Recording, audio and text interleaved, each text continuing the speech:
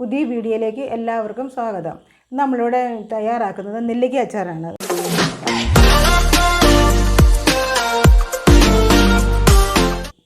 നമുക്കിത് വേവിക്കാത്തതാണ്. ഇത് നമുക്ക് വേവിച്ചെടുക്കണം. വേവിച്ചെടുക്കാനായിട്ട് അടുപ്പേ തീ കത്തിക്കാൻ പോവാണ്. തീ കത്തിച്ച് കഴിഞ്ഞിട്ട് വെള്ളം വെച്ച് ഇതിലേക്ക് നെല്ലിക്ക വാരിയിടാം. ഇതിന് ശേഷം ഒരു സ്പൂണ് ഉപ്പിടണം. ഒരു സ്പൂൺ ഉപ്പ് മതി. അച്ചാറിടാനായിട്ടുള്ളതിൻ്റെ ചേരുവകൾ കാന്താരി, എണ്ണ, കടുക്, ഉപ്പ്, ഉലുവ, കായം. പിന്നെ ഇഞ്ചിയും വെളുത്തുള്ളി ഒരുക്കി എടുത്തിട്ടില്ല, നമുക്കതും കൂടെ ചെയ്യണം. ഇതുണ്ട്, ഇഞ്ചി വെളുത്തുള്ളി അരിയണം. അപ്പോൾ ഇത് അരിഞ്ഞ് പെറുക്കി വരുമ്പോഴത്തേക്കിന് നെല്ലിക്ക വേകും. ഇനി നമുക്ക് ഉള്ളി റെഡിയാക്കാം.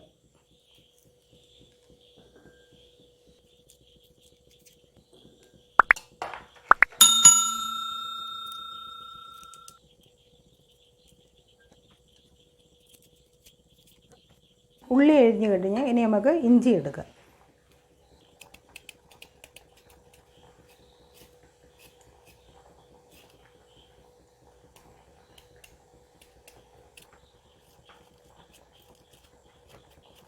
നമ്മുടെ നെല്ലിക്ക വെന്ത് ഇത് കോരി പാത്രത്തിലേക്ക് മാറ്റാം.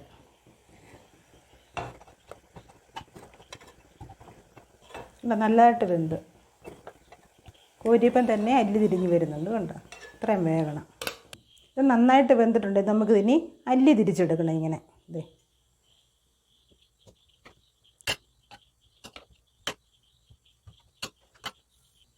നമ്മൾ മൊത്തം അല്ലി തിരിച്ചെടുത്ത് ഇനി നമുക്കിതിൻ്റെ കുരു പെറുക്കി മാറ്റണം. കുരു പെറുക്കി മാറ്റിയിട്ട് വേണം കറി വെക്കാൻ. കുരു വിട്ടെന്നാൽ ഇതിൻ്റെ കയ്പ്പ് വരുമെന്നാണ് പറയുന്നത്. അല്ലി തന്നെ വെക്കുന്നത് പോലെയല്ല, കുരു വിട്ടെന്നാൽ കമർപ്പ് വരും. മൊത്തം അല്ലി തിരിച്ച് കുരു മാറ്റി. പാചകം ചെയ്യാനായിട്ട് ചേരുവകൾ പറയാം. എണ്ണ, കടുക്, ഉപ്പ്, കാന്താരി, വെളുത്തുള്ളി, മഞ്ഞൾ, കായം, ഉലുവ, വിനാഗിരി, ചെറിയ ഉള്ളി അരിഞ്ഞത്, ഇഞ്ചി. ചട്ടി ചൂടായി. എണ്ണ ഒഴിക്കുവാണേ. നന്നായി ചൂടായി കടുക് ഇട്ട് കൊടുക്കാം.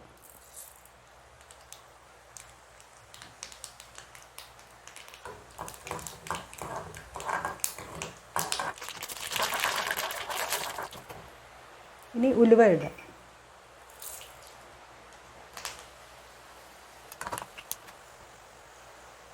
ഉലുവയും കടുകും പൊട്ടി ഇനി ചെറിയ ഉള്ളി ഇടുവാണേ.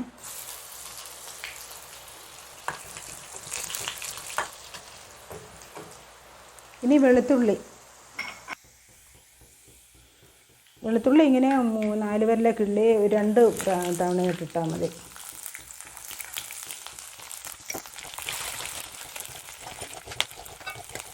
വെളുത്തുള്ളി ഏകദേശം വാടി കഴിയുമ്പോഴത്തേക്കിന് ഇഞ്ചിയും കൂടി ഇടാം. ഇഞ്ചി അതുപോലെ 4 വിരല കിള്ളി 2. ഇത് രണ്ടും നല്ലതുപോലെ ചുമക്കണം. നല്ലപോലെ ഇളക്കി കൊടുക്കണം, അല്ലെങ്കിൽ ചൂട്ടിക്കിടക്കുന്നത് കരിയും.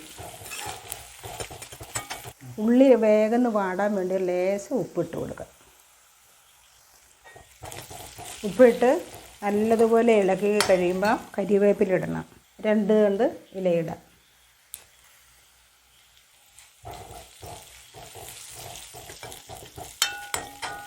കരിവേപ്പിലയുടെ പച്ചപ്പ് മാറി വരുമ്പോഴത്തേക്കിന് നമുക്ക് കാന്താരി ഇടാം. കാന്താരി ഇടുമ്പോൾ സൂക്ഷിക്കണം, അപകടകാരിയാണേ, പൊട്ടിത്തെറിക്കും. ഒരു പ്രാവശ്യം ഇളക്കിയതിന് ശേഷം ഇങ്ങനെ നല്ലതായിട്ടൊന്ന് ഇളക്കി കൊടുക്കണം. ഇളക്കി കൊടുത്തു കഴിഞ്ഞാൽ അടച്ച് വെക്കുകയാണെങ്കിൽ പൊട്ടിത്തെറിക്കുകയില്ല, അല്ല നമ്മുടെ മുഖത്തോട്ട് പൊട്ടിത്തെറിക്കും. നമുക്കിനി ഇത് അടച്ച് വെക്കാം. നല്ലതായിട്ട് പൊട്ടട്ടെ. പടക്കം പൊട്ടുന്ന പോലെ കേട്ടോ.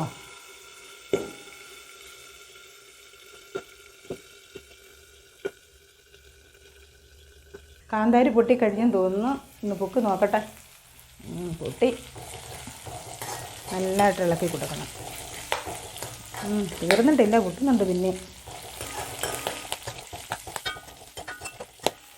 ഒന്നും കൂടെ അടച്ച് വെച്ചേക്കാം. ഇപ്പം പൊട്ടുന്ന ശബ്ദം കേൾക്കുന്നില്ല, തുറന്നു നോക്കട്ടെ. മൊത്തം വാടി, കാന്താരി മൊത്തം വാടി.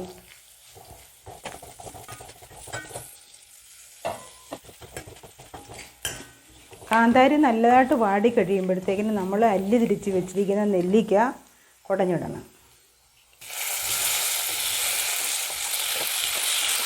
നെല്ലിക്ക കുടഞ്ഞിട്ടിട്ട് ഇളക്കണം.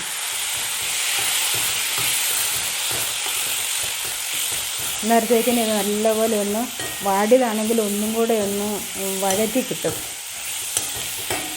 ഇങ്ങനെ വഴന്ന് കഴിയുമ്പോഴത്തേക്കിന് മഞ്ഞൾപ്പൊടി ഇടാം.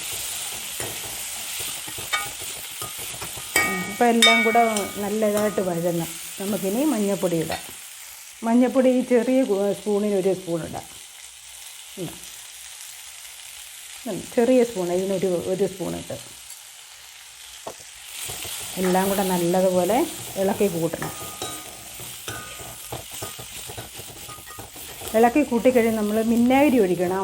എല്ലാവരും അച്ചാർ പൂത്ത് പോകുമെന്ന് പറയത്തില്ല.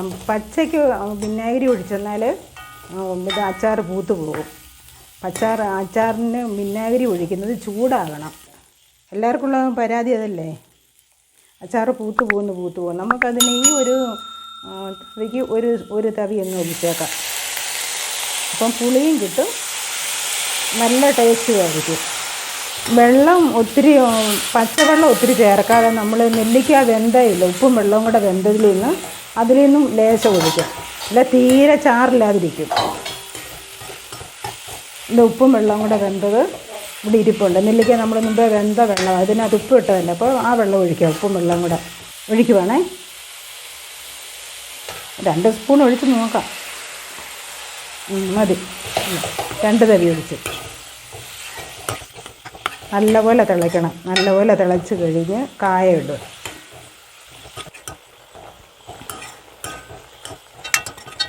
നെല്ലിക്ക അച്ചാർ ആയി.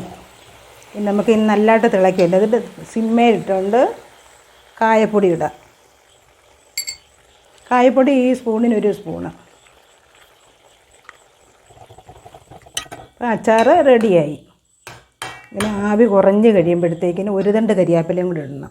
തീ നിർത്തി കഴിഞ്ഞ് നല്ലതായിട്ട് ഇങ്ങനെ ആവി പോയി കഴിയുമ്പോൾ 1 തണ്ട് കരിയാപ്പിലയും കൂടെ ഇട്ട് ഇളക്കണം. അപ്പം നമ്മുടെ അച്ചാർ റെഡിയായി. ഇനി നമുക്ക് ഈ പാത്രത്തിനകത്തോട്ട് കോരി വെക്കാം. ഈ പാത്രത്തിലേക്ക് കോരുവാണേ.